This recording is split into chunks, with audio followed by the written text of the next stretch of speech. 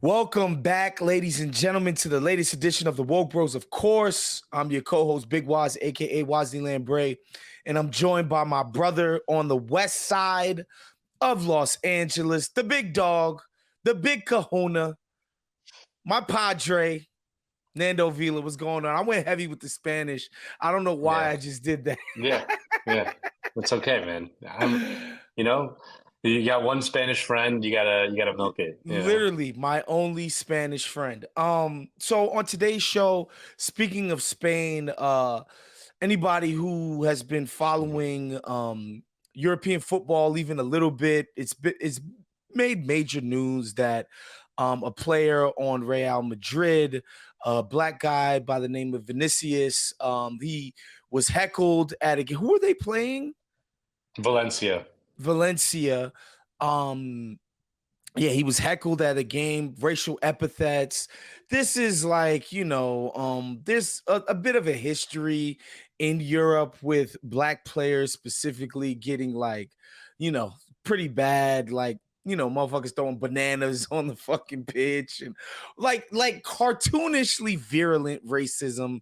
Wanted to talk to Nando about that because, of course, that is his native country. Actually, United States is, but you know what the hell I mean.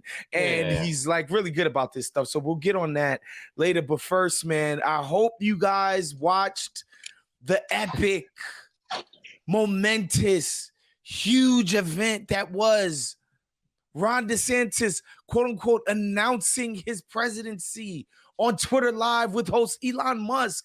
No, it wasn't epic or huge or anything. It was very stunted and stuttered.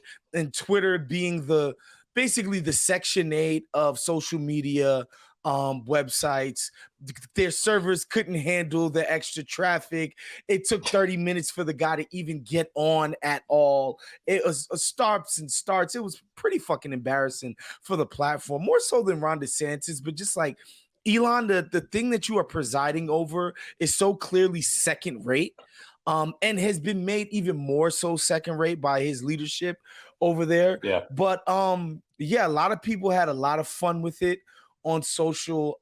I missed that this was even happening, to be honest, because I'm not on Twitter anymore. But reading about it and just seeing how embarrassing this all was, I think I felt very self-satisfied because obviously we don't fuck with Ron DeSantis, but Elon as genius, blah, blah, blah, tech guru, blah, blah, blah.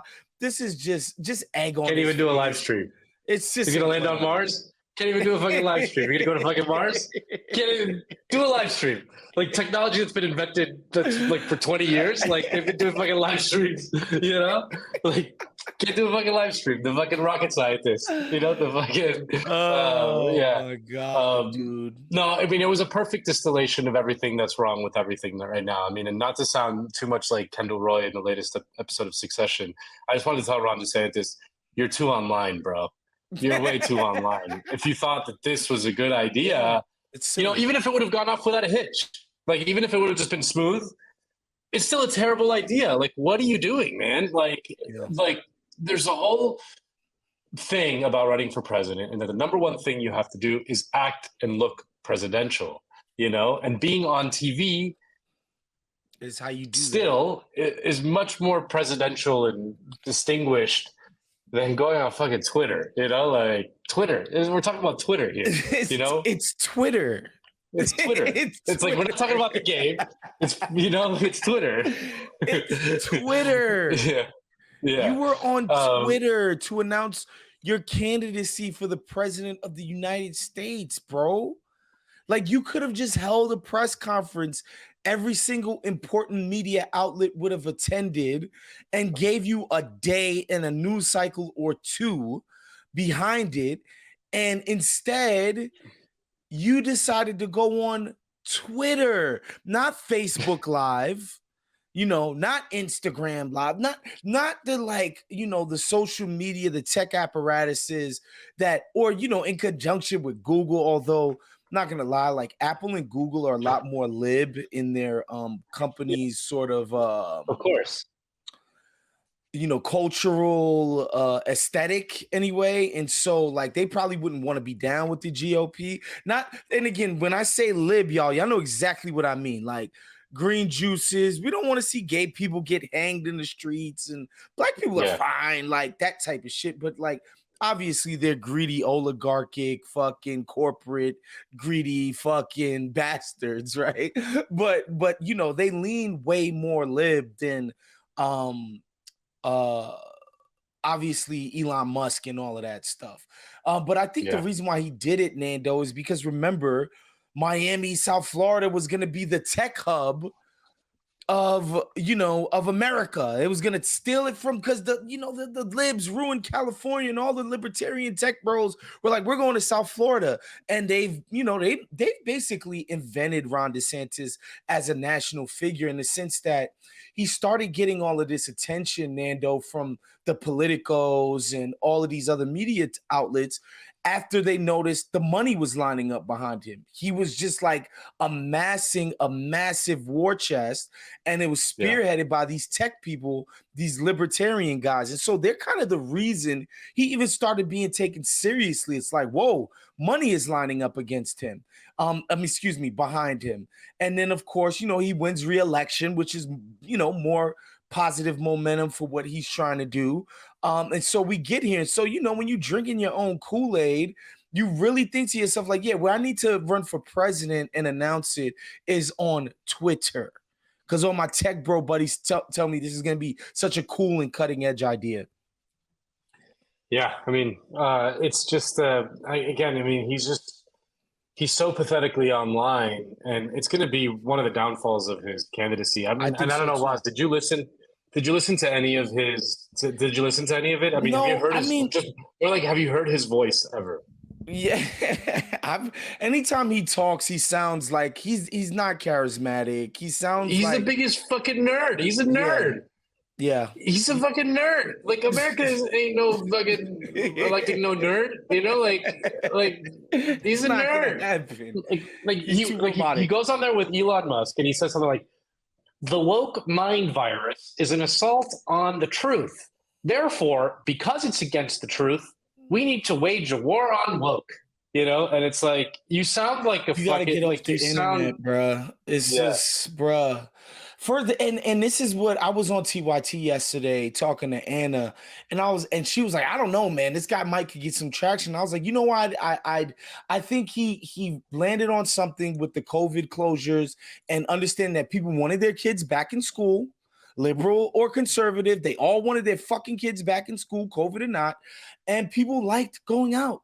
People liked having restaurants and malls and shit open to do things. Like, that was the peak of his popularity. Yes, he landed on something with that. However, the woke mind virus, normal people don't talk in those terms. If he would have got on there and said, yo, we're going to go to school. We're not trying to have kids feel bad about our ancestors and shit like that. We want people to feel proud to be American. Boom. Everybody understands that shit, and it's going. You try to explain to some hayseed in West Virginia what a woke mind virus is. I'm not denigrating their intelligence. I'm saying this is jargon that these people don't interact with. It's no different than if I go to a fucking mechanic and he starts talking to me about car parts. I don't know shit about cars.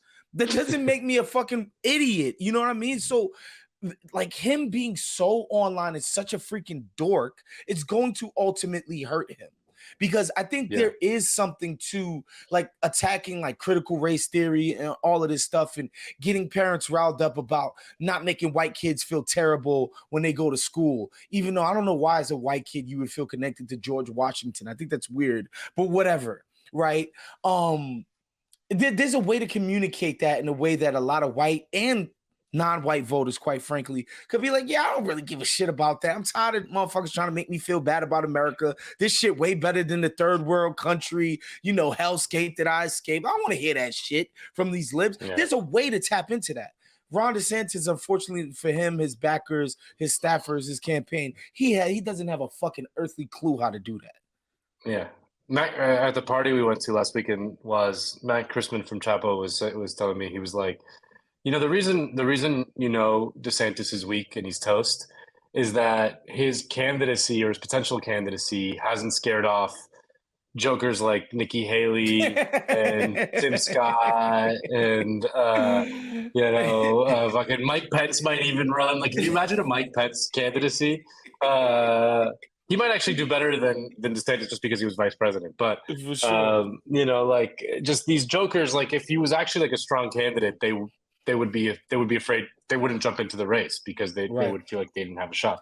But I think they smell blood in the water that Trump has essentially focused on him. And we can talk about the Trump response. Oh yeah, we got to get to that. To DeSantis's announcement because it is spectacular. He's finding his groove again. So, I mean, we've talked about this a lot. Like, one of the reasons why he lost in 2020 is because he focused on bullshit. He focused on like the Russia shit. Like in a way, the libs trapped him into that shit because no one cared. Like, no one cared. Yeah. Whereas in 2016, he was a monster, but he was talking to people's real frustrations and doing NAFTA was bullshit. The trade deal was bullshit. The wars in Iraq and Iran and Afghanistan, that was bullshit. We don't need to do all of that. We need to shut down the border. Immigration is rampant, blah, blah, blah. This is shit that people care about. Like it or not, like, obviously, I think some of the rhetoric around immigration, look, man, I'm honestly somebody who's of two minds. I'm like, look, if we actually got a decent welfare state in, I think it would actually make literal actual sense to be stronger on the border, right? To be like, well, I mean, shit, we actually do give people a lot of resources to come here. And if we're gonna do an actual accounting of it, then we could do it.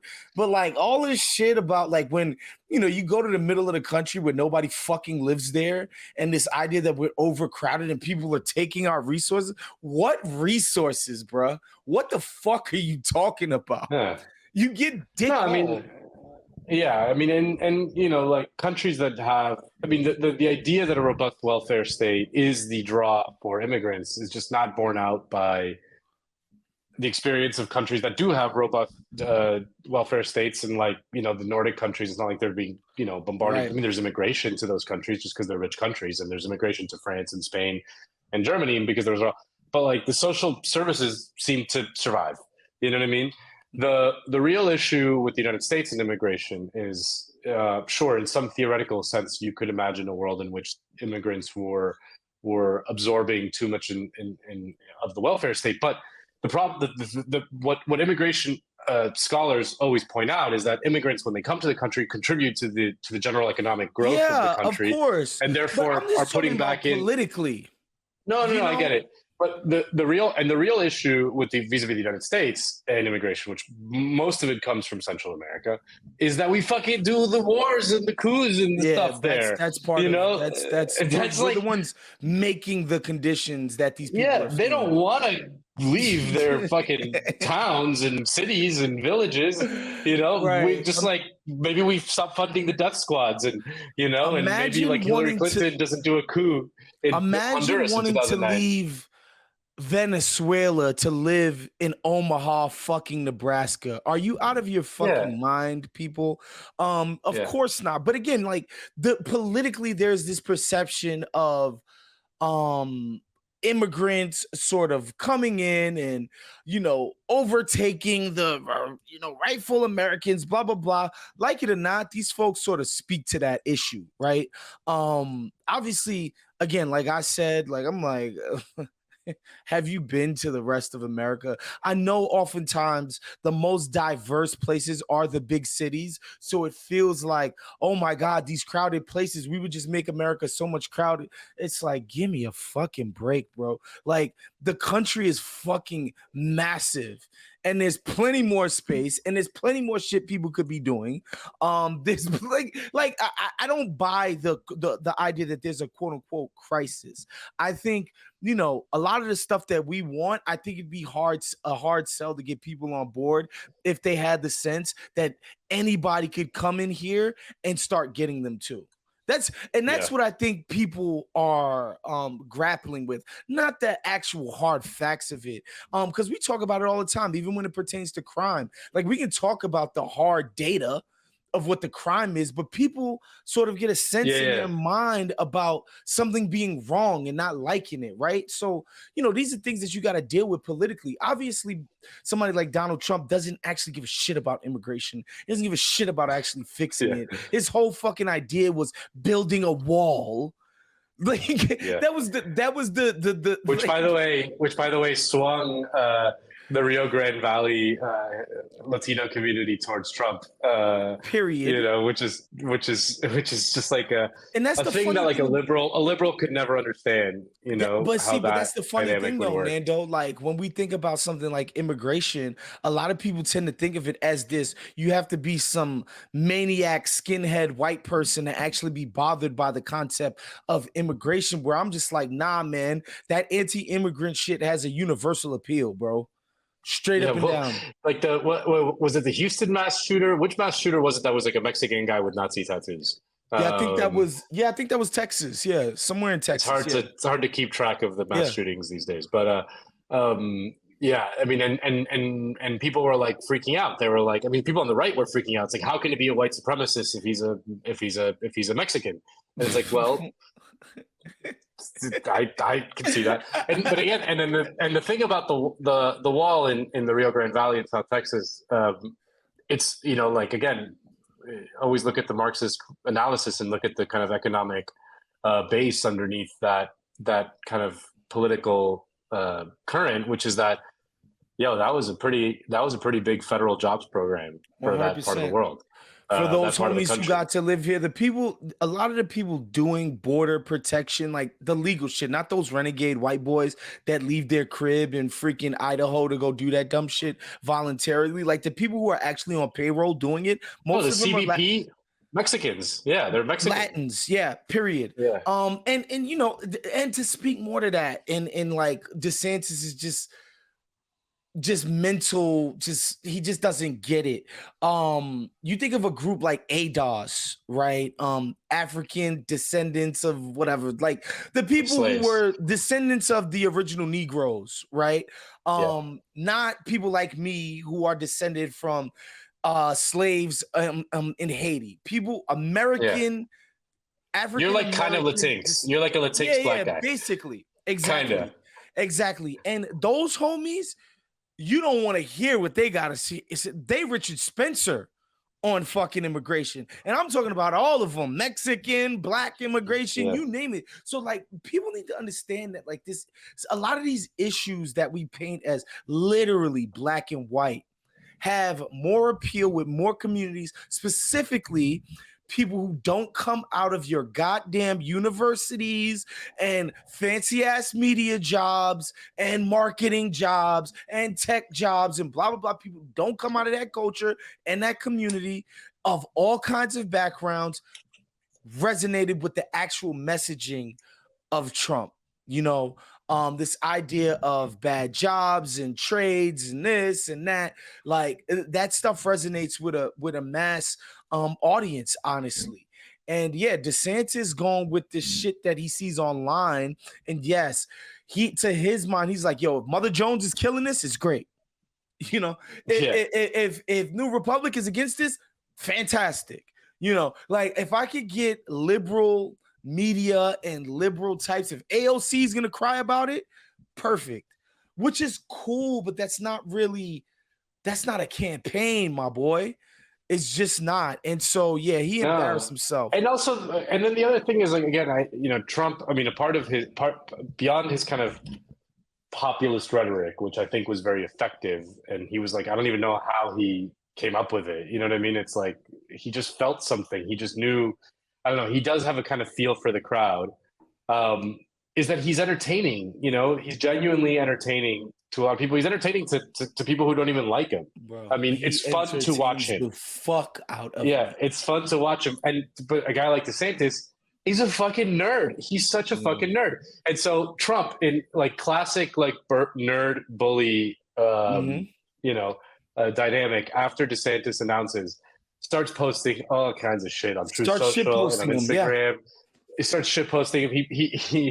He started off with like a rocket that just said Ron. Yeah. And it just like it just collapses. It collapses and blows the hell up, which is a great double entendre because it kills both DeSantis and Eli in SpaceX. Which I was like, okay. So the other thing that's hilarious about Elon is that when he took over Twitter, he did this whole fucking thing about trying to get Trump back on Twitter. Like he reinstated his account and whatever. And he sort of like, he did that poll, should I reinstate Trump? And then he was like, Trump, please come back. And Trump just like ignored him, which is the funniest kind of bully thing too. He's just like, who are you again? Like what, you know, why do I know you? You know, he just totally big timed him and he hasn't gone back on Twitter. And so Elon, of course, is just like, yeah. So now he throws his lot behind DeSantis, just out of pure, rejection. You don't want to come back on my platform and make me money. Then I'm gonna go in with your rival. But yeah, Trump posting truths on Truth Social. That's what they call, by the way. Did you see the one that was like a recreation of Twitter Spaces with George Soros, Adolf Hitler, an FBI spokesman? No, I did not see that one. My God, dude! Oh my God! We should almost pause and you should watch it, like, because we should put it in. Like, we should honestly pause and you should watch it. Let me find it. This is like, you gotta. Oh my God! Yeah, right here. I'll put it in the chat so Jer can add it later, maybe. Jer will add it in post. Dude, listen, just watch this. It's like a parody of a Twitter Spaces, and it's Elon and Ron and George Soros and the FBI and Adolf Hitler.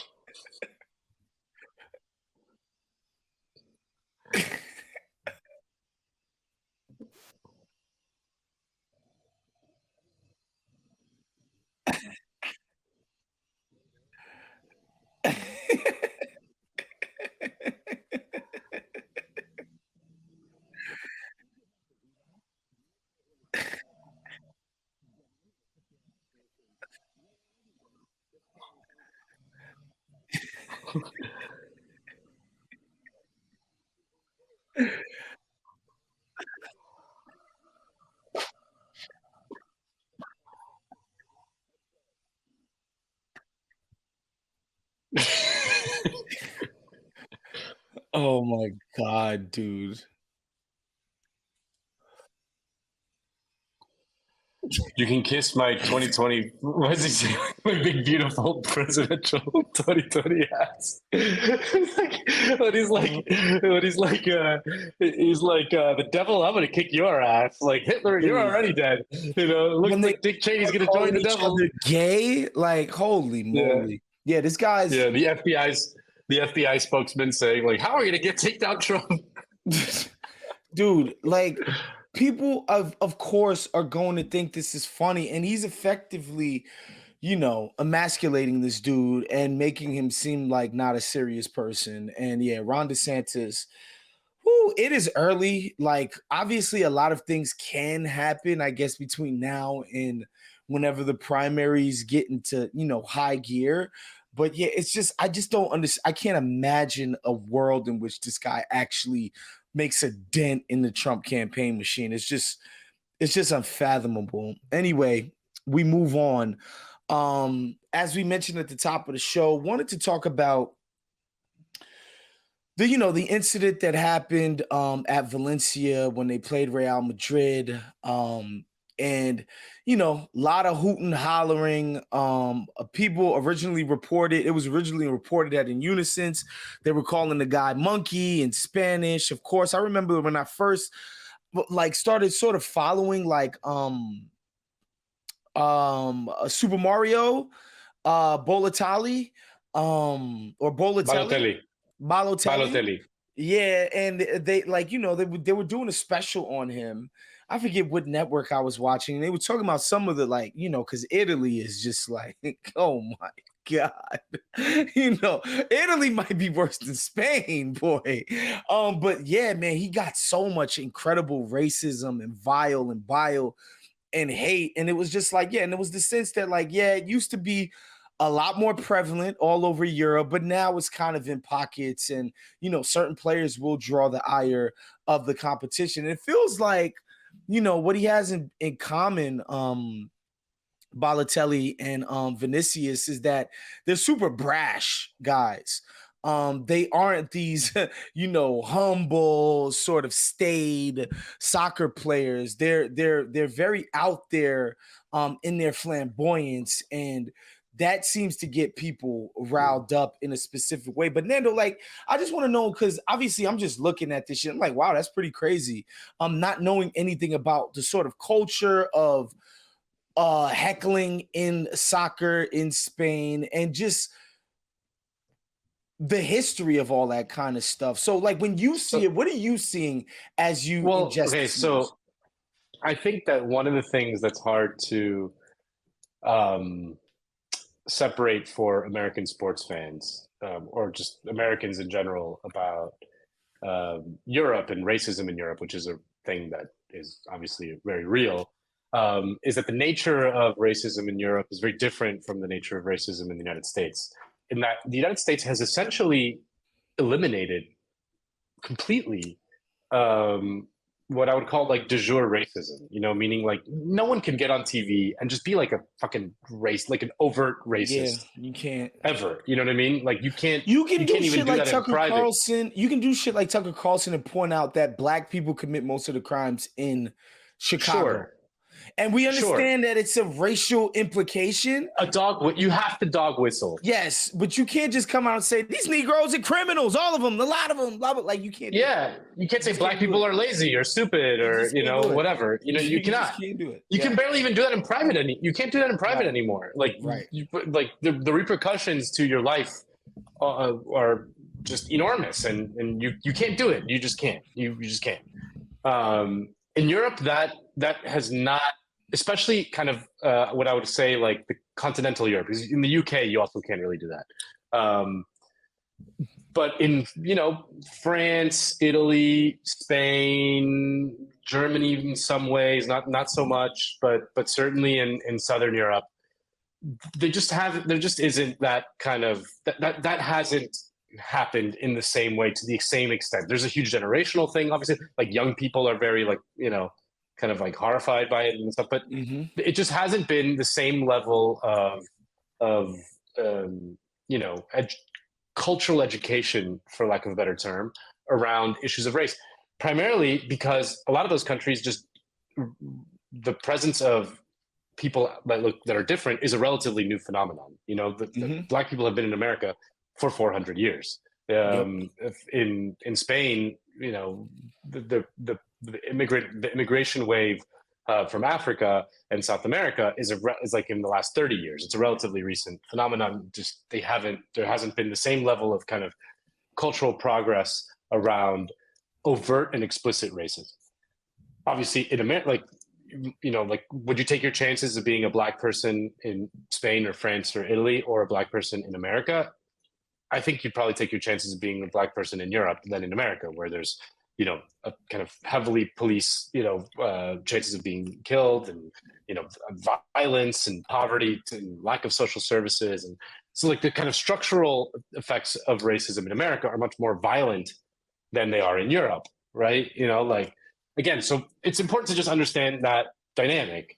And then in the context of the Vinicius case, one of the things that's like not really discussed in the American media about this is that it's obviously like horrible and unconscionable for any racial abuse to be suffered in public by any black athlete ever, period, end of story.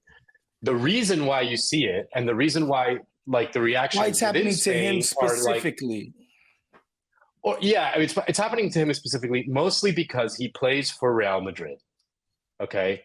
And in the context of La Liga, Real Madrid is traditionally the richest team by far, the most powerful team by far, the most winningest team by far. And there's this feeling that when Madrid comes into town, they should walk into a city, a smaller team, a more humble team, you know, in which the players are making, you know, it's not like in the NBA where like all those players are fucking rich and there's salaries, you know, like there's a kind of parity of salaries and right. Know, the poorest, the least paid player on Madrid makes more than the highest paid player on 99% of teams in La Liga, just to put it into perspective. Right. There is a huge gulf in the sort of resources available to so there's this feeling that when Madrid walks into town to a small city that has a team with a tiny little payroll budget, and you know that they should come in with a certain level of politeness, you know, humility, humility, you know, often what happens is that foreign players from abroad, like don't really understand that dynamic and will be. And it is true that Vinicius, you know, is a brash player, like you said, and you know, it's well within his rights. I'm not saying this justifies. He's not anything, the only brash player in Europe. Like no. And it's not all black dudes, just a bunch of black dudes hot dogging. Like there's a lot of flamboyance in European football. Totally, and so. It's just become this thing, specifically this season, in which like a lot of stadiums have reacted very negatively to Vinicius's behavior on the field. Not all of it has been racial. Like, I mean, there's been plenty of instances of racial abuse, but in every stadium he walks into now, he's getting abuse, like just your standard kind of sports abuse. Like they're gunning for him, you know, and he's not, you know, he's like doubling down, you know what I mean? And so that dynamic has been heightened. And in Spain, for whatever reason, there is a culture of like if one is provoking ire, then the ire is somewhat justified. That's just a cultural thing. Yeah, that's just a cultural thing that if you're asking for it, you know, again, I'm not justifying it. I think it's wrong. I'm horrified and I'm embarrassed. And Spaniards are fucking have no self-awareness as to how they look to the rest of the world right now, where the Brazilian government, our boy Lula, is turning off the lights on Cristo Redentor one night, the sort of Jesus at the top of Rio de Janeiro, one of the most iconic things in the world. They're turning off the lights in solidarity with Vinicius Jr. Okay, like this is like a matter of state. This is like an issue of state in the world's second largest or third largest democracy. Okay, you know, like this is not something to be trifled with, my man. You know, like, and Spaniards are like have no concept because like you know they're kind of insular and they kind of just like think about their own shit and they just don't understand how they're coming off to the rest of the world, in which like it has just become, rightfully so. Again, they fucking deserve it. You know, like Rio Ferdinand is on TV and shit. Yeah. About the sort of ethno makeup of Spain in comparison to other European places. Like, you know, like Pascal Robert pointed out, he was like, you know, the people that live in the ghettos in France are Middle Easterners, right? It's like these Muslim cats. They're sort of like Algerians, Moroccans, Algerians, and North Africans. Right. It's North Africans and like they're the sort of ghetto people of France. And that's sort of the racial hierarchy and makeup. And it's not like there aren't poor black people, but France is specific. Like most of the people that fill the jails are Middle Easterners. Like that's sort of the dynamic in France. What is the sort of racial ethnic dynamic in Spain? Not like it is in America, but you know, compared to the rest of Europe. Yeah. Well, I mean, and the thing I'll say, like one of the things about France that's different from Spain is that France does have like ghettos, you know, like they call them banlieues. I don't know if I recommended a movie to you last year. I don't know if you actually watched it, called Athéna, which I highly recommend. It's fucking awesome. It's directed by a French director named Romain Gavras, whose father was a very famous director. He's the dude who's now dating Dua Lipa. It just came out. Just so you have the context. He did a movie called Athéna last year. Love her music. I think she's a beautiful woman. She's great. Love Dua Lipa. Yeah. She's great. Well, she's dating a French director who directed a movie about an a North African uprising in a banlieue in a ghetto of Paris, in which they kind of took over a kind of a project, you know, and barricaded themselves within it, and there was a big standoff with police. Spectacular movie, highly recommend it. That dynamic in Spain does not really exist. There isn't the kind of ghettos that you see in France. There's way fewer African immigrants in the big cities of Spain. There are plenty, though. Don't get me wrong. There are plenty, and you're starting to see a lot of black players for the Spanish national team, right? There's the Iñaki Williams and Nico Williams, the brothers. One of them plays for Ghana, and the other one plays for Spain. Ansu Fati, the Barcelona player, is like an African guy, but he was born in Spain. You know, there's plenty. You're starting to see like the new generations, or there's a lot more, but it's not a huge amount. Like there's not a huge amount. There are more North Africans in the south of Spain. You know, Spain used to have colonies in North Africa, just like France had colonies in North Africa. Spain still had North Africa, Ceuta and Melilla, two autonomous cities, like literally in North Africa. So there's a lot more kind of interchange in amongst the south of Spain, which is just like right there. It's like a very short strait. But it's not as prevalent as it is in Germany, where there's a ton of Turkish people, like your Mesut Ozils and your Sami Khediras of the world, and Gundogan. Yeah, okay, Gundogan, your boy. German Turks, essentially, and then in France, there's just a lot more. Yeah, and obviously in the UK, there's a ton of black people, tons of East Indian people, like just you know, West Indian people. West Indian people, like it's just all over the place. Right? It's countries that had colonies. The colonies go back to the metropole. That's the true always, and you know, like that's why there's so many fucking great Indian restaurants in London, right? Because India was the crown jewel of the British Empire, right? The Puerto Ricans didn't go back to Spain. Damn. No, because the Americans took over as a colony, and now the Puerto Ricans went to fucking New York, as you all know, you know, because Spain lost that colony in 1898 to the Americans, you know, and so now all the Puerto Ricans are in New York. But no, it's obvious. Like it's absolutely true. Like there's a huge Jamaican population in the UK. Obviously, we talked about the Indian folks. Like a lot of Haitians end up going to France, of the educated and elite classes. Like it's a thing that happens, but it's just never happened for Spain, that they're colonized. Because Spain lost its empire. Spain lost its empire way earlier. Gotcha. Yeah. So like the countries where that dynamic happened were the ones that held out into their colonies basically after World War I, you know? So the vast majority of like the big colonies in the British Empire were lost between World War I and through World War II, you know? So it's really modern, you know, it's a really modern. Right. Spain lost the last of its colonies in 1898. That was like they had Cuba, Puerto Rico, and the Philippines, lost them to America in 1898. Maintained a little bit of stuff in North Africa, but not much. Boy, y'all missed out on not having the Filipinos come back. Oh, Lord. Dude, that's why all the Filipinos have Spanish names, man. If you notice that. It's crazy. Shouts to my boy Pablo Torre, who... There you go. When I first met him, I thought he was Mexican. The guy was Mexican. Yeah. When he Dude, Olivia Rodrigo. She's not Latin? No, dude, she's what, Filipino? Wow. Yeah. That's great. Yo, you just blew my mind, bro. Yeah.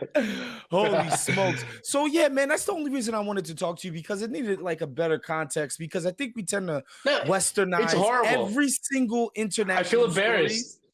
Yeah. Well, not even westernized, because I guess Spain is technically the West too, but like sort of Americanized. The Anglo world.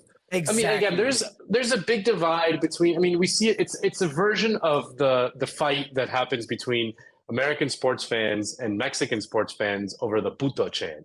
You know, there's a fight there. Yo, dude, like, okay, American sports fans think it's offensive that Mexican fans. You don't know about this? So no. Mexican fans, like, one of the things that they don't even speak Spanish. Like, what the fuck?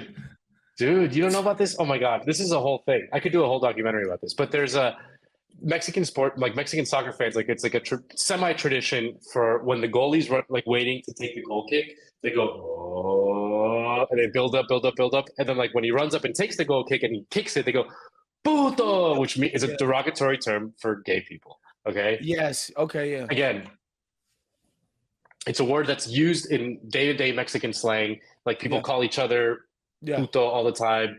Yeah. Not like necessarily in the context of like you're not a literal gay person. Again, that used to happen in America all the time, has been eradicated. Yeah, we don't use, but see, that's the thing though. Like we don't call each other the F word anymore, things like that, but you still call your friend a bitch. And it's the exact same connotation that we're getting at, but go on. No, so like in America, whenever the Mexican national team plays, there's a whole lot of Mexicans in America and they show up to play the Mexican national team, to support the Mexican national team. So like the American Federation has to pick and choose which stadiums they can't play. The US can't play Mexico in the Rose Bowl. It's not happening. Or in Texas. Because it'll be like 80% Mexicans, you know, and then like a little bit of American outlaws like in the fucking corner going like, I believe that we will win. I believe that we will win.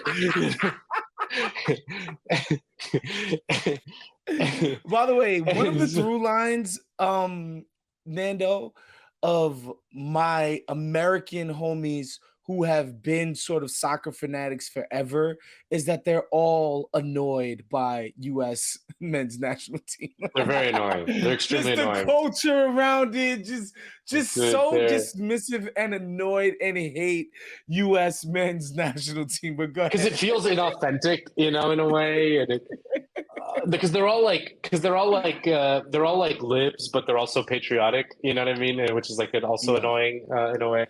But anyway, so like, so the American Federation has like lobbied and shit with FIFA to like sanction the Mexican Federation for you know, like not stamping down on the homophobic chants and stuff like that. There is just a big cultural divide between the Anglo world and the sort of Latin world, if that makes sense. Like it's just there's just a different, you know, way of treating kind of cultural language and stuff like that. I mean, like we've joked about it in private all the time, but like in Spain, a lot of soccer players are constantly getting in trouble because in Spain, the Three Kings. Yes. Yeah, the Three Kings is what you really celebrate at Christmas. Like Santa Claus is not it's not a thing in Spain. Mm-hmm. Three Kings Day is the day you give the presents, the day everyone's excited about it. It's the day There's usually parades on the streets and shit, and it's very, very common for people to dress up as the Three Kings. Okay, there was, and one of the Three Kings was black. It was a black dude. Yeah, it was two white guys and a black guy. The Spaniards, a Spaniard would always dress up in sort of blackface, brownface, whatever, to represent that Three Kings, because in Spain there are no Black Americans. There isn't this tradition of minstrelies and blackface that spans freaking 200 years damn near, you know, basically comes out of a horrible, you know, racist tradition, right? Like that's what we have in America, whereas when they don't have that context over there, and so when they're doing it, it's just like, no, literally, I'm just dressing up as a black guy. And of course, it's ridiculous and stupid, but in America, it becomes more than ridiculous and stupid because it's tapping into an actual tradition. And the thing is, like, the Americans, even progressive Americans, absorb American chauvinism in a way. You know what I mean? Like, because America is the dominant empire. Yeah. There's like that manifests itself in ways that sometimes you don't even see. And exporting even your like sensitivity towards certain issues to the rest of the world is a form of like American imperialism, for lack of a better term, you know? Like, why should, like, first of all, like, I'm not even convinced that African immigrants in Spain would see it the same way that an ADOS person would see it in America. Like, there's a very much more of a direct hateful link to, you know, in America that need not be exported to the rest of the world. Like, what they, you know, like, let them come up with their own mores, like, and even the black community within Spain, you know. And again, this is like gone off talking about, like, the Vinicius thing is still unjustifiable. That is not an example of American chauvinism, but there is a slight cultural divide that is, you know, I see it all the time. Like, I see it so clearly because I understand both cultures, and I see it, they're just talking past each other, you know? like kind of unproductively, and I'm not sure like what mechanism there is for them to talk productively, but it's probably impossible. I'm caught in the middle and I see it. What do you think happens? Because I think honestly, if this happened in the NBA, like Adam Silver would be like, if your crowd chants this at a player, we're gonna like take points off of you. Like we're gonna like hurt your team for it. You know what I'm saying? Like I could see a commissioner coming in and being like, no, we're like going hard here. Yeah. Obviously I don't see that happening in European football. So like, what do you think is gonna happen going forward with this? It's just gonna be like, fuck that. We're gonna talk to people however we want. I have seen cases in which, like, if they have video evidence of someone doing it, they'll just ban them from the stadiums forever. I don't even know how they do that, but they say they do that, like where they just ban them from the stadiums. You know, that's one thing that happens. But there's not going to be any repercussions to the clubs or the teams or anything like that. Like, it's just not going to happen. I mean, it's just again, it would be seen as Madrid bullying a small team. Yeah, like that's how it would be taken.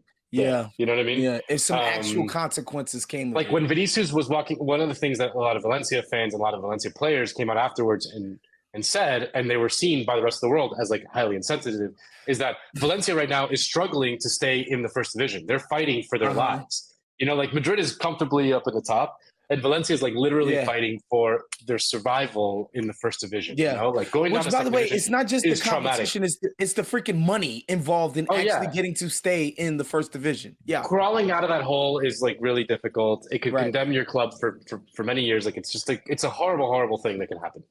When Vinicius was walking off the field, he was like very angry, understandably so, and he kind of he said to the players, he's like, "You guys are going down to second division," and did like a number 2 sign, you know, like you guys are going down to the second division. Bitches. You know what I mean? Yeah, he did that. That's a sick bird. And they were like, they saw that it's totally a sick bird, but they saw that as just like so insulting for like a Madrid rich boy. It's like, imagine if like a rich guy walked into a party of like working class people and just started making fun of them for how poor they are. Yeah, you know what I mean? Yeah. Like that's how it's seen. You know what I mean?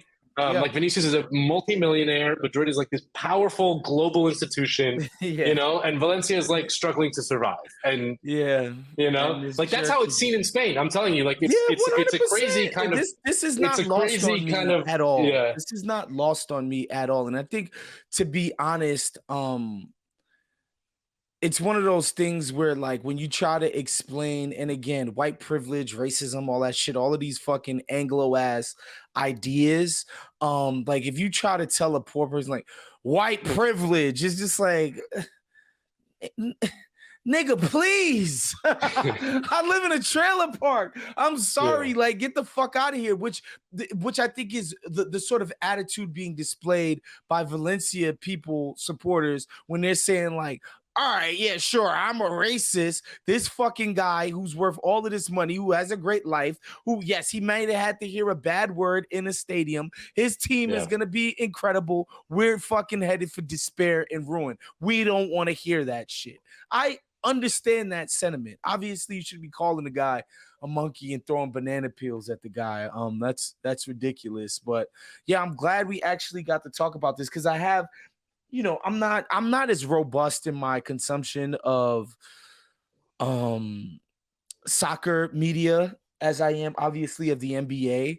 But, you know, like, most of the people who work for American companies are like, they're taking a pretty liberal American sort of sensibility towards the topic, where it's like these hushed tones and like, oh my God, can Real Madrid even bring the guy back if they're going to subject him to these terrible things? And I'm like, damn, like, what the fuck? Like, is this shit that fucked up? That's why I, you know, wanted to talk to you about it. I mean, listen, you know, like I said, I think that Vinicius's brashness is like, I mean, Madrid has plenty of black players, and they've had plenty of black players. Some of them have suffered racial abuse in the past, but many have not. You know, it just, certain players become a flashpoint. And I will say, like, all season, a lot of Madrid players, and like especially the veterans, the captains, you know, some of the guys black and brown, like Benzema, and Benzema's North African. He's French, but he's of Algerian descent. Have been like, you've seen, there's been moments on the field where they're like, yo, you gotta chill, like just chill out, like just relax, just chill out, like just relax, just play, like let's just play, and like let's just like he really is kind of like becoming a focal point, and it's been all season, and it's been a vicious cycle. Like the more, and I'm not saying I'm not like blaming him. I want to be clear. I'm just saying, I'm just explaining a dynamic that is existing, which is that the more he acts out, the more violent the response is, which the more he acts out, and then the more, it's getting worse and worse. You know what I mean? And again, I think it's within his right. Like, I find it ridiculous that fans get annoyed at the way an opposition player reacts to stuff, especially if you're a fucking grown ass man. Like, I don't know. Like, I think me and you or Wos are the same. And we can't take our sports fandom too seriously. I just can't. It's like, I can't. I'm never gonna. And I find like a grown ass man who's like sad for a week that their team lost. Like, you're an adult. Like, just grow up. I think you can buy the tickets, watch the games, buy the merch, and be an actual adult human being outside of that all the time. Like, I really, truly believe that. I think there's some people who think the business of sports requires a certain level of fanaticism, and fanaticism is unwieldy, and it gets nasty and messy, and it manifests itself in some dark ways. But the benefits from everybody else involved sort of outweigh that stuff most of the time, except for, when guys in fucking Auburn are poisoning fucking trees and shit because they're fucking Alabama fans. So I don't remember if it was an Alabama fan or Auburn fan. Anyway, we went pretty long here. Thank you, Nando, for coming on today. Of course, everybody, please become a Patreon at patreon.com/Count the Ding. Shouts to my man John Gervais for for producing an excellent show all the time. We'll see you guys next week. Peace. Later.